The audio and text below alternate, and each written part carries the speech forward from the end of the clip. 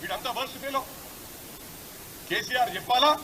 ఈ చెంచగాలంతా పోయి ఒరిస్సాకి వెళ్ళి మొత్తం స్పెషల్ ఫ్లైట్లు పెట్టి తీసుకొచ్చారు. అలా జీవితాలు నాశనం చేసింది. నవీన్ పట్నాయక్ ఎంబడి ఉన్న వాళ్ళని కూడా తీసుకొచ్చి కలర్ పూసి వదిలిపెట్టింది. మీ చరిత్ర అదిరా, కలర్ పూయడము, వాళ్ళ జీవితాలు నాశనం చేయడం. ఇంకొకటి చెప్తానా, ఇది వెరీ ఇంపార్టెంట్ పాయింట్. ఈ కొడుకులు చిన్నగా ఏమైనా ఇష్యూ వాళ్ళకి మైలేజ్ కోసం ఉరుకుతున్నారు. అరే ఆ రోజు 2001 నుంచి ఉద్యమాలు ఉన్నాడు యూత్. ఆయన ఏంది యూత్ కాంగ్రెస్ కాదు, టిఆర్ఎస్వి యూత్ విభాగం ప్రెసిడెంట్ చేసిండ ఆలకుంట హరి.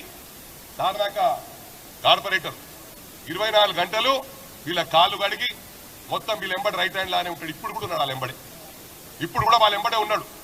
ఆయన ఒక్కడే కొడుకు. ఆయన కొడుకు చనిపోతే ఈయన కొడుకు పోయి చూడలే.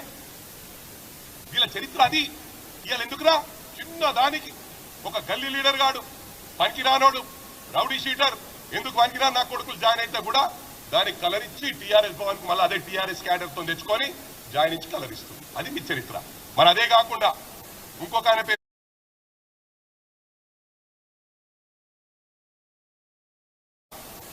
ఆయన పేరు చెప్తున్నా. 2001 నుంచి ఉద్యమంలో కేసీఆర్ ఎంబడి ఈడాన నిన్న మొన్న వచ్చిండు. వీడు ఎప్పుడు వచ్చిండు? వీడు నాకు నువ్వు జూనియర్ బచ్చగాడు, నేను ముందు ఎమ్మెల్యే, ఈయన ఫస్ట్ ఎమ్మెల్యే 2009 అయింది కేటీఆర్.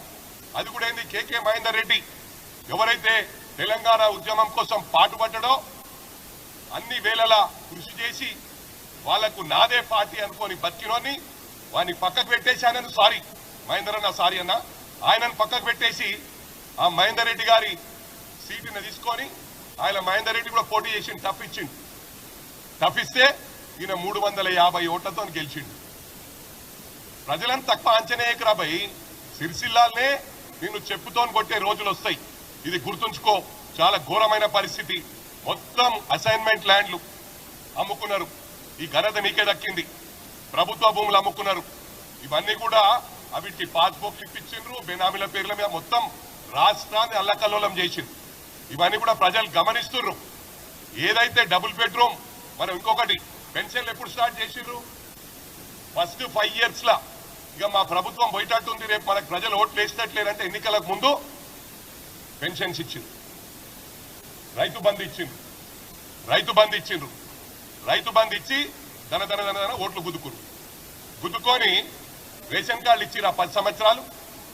ఇలా బ్రహ్మాండంగా రేషన్ కార్డులు ఇస్తున్నాం.